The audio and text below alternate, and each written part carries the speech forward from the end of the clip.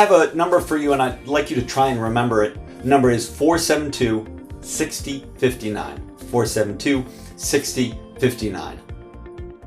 So I gave you that number because we're going to have a little bit of conversation around short-term memory.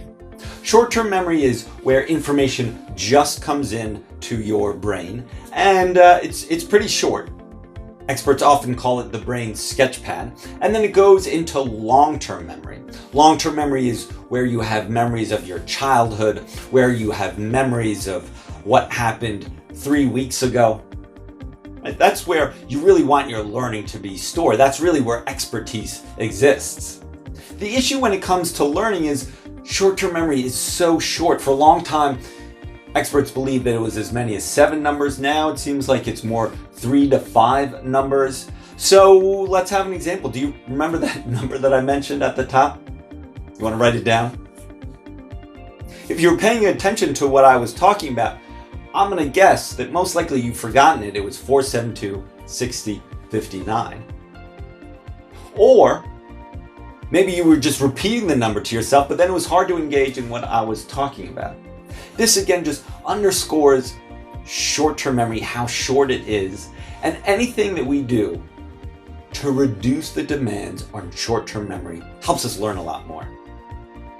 Think about that short-term memory again as the brain's sketchpad. We need to understand information in that little sketchpad in order to create any type of learning.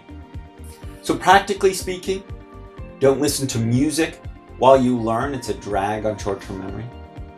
Don't visit Twitter or Facebook or spend a lot of time on YouTube while you're learning. Again, it's a drag on short-term memory.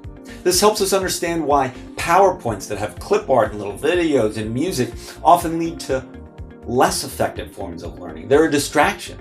They're a drag on short-term memory. Another example of this is telephone numbers. For a long time, telephone numbers were, these 6-7 digit numbers. That's pretty common across the world. Before that, they were located in places. So it would be, Elmwood 653. But over time, even the telephone companies realized that our short-term memories are so short. And so when something's really important, when they really want us to learn something, it's just 3 digits long. That's why there's 911 and 311. So again, make sure that you respect short-term memory. It's crucial for any type of learning. It also helps us understand, again, we need to target our learning in the beginning stages of the learning process in order to really learn more effectively.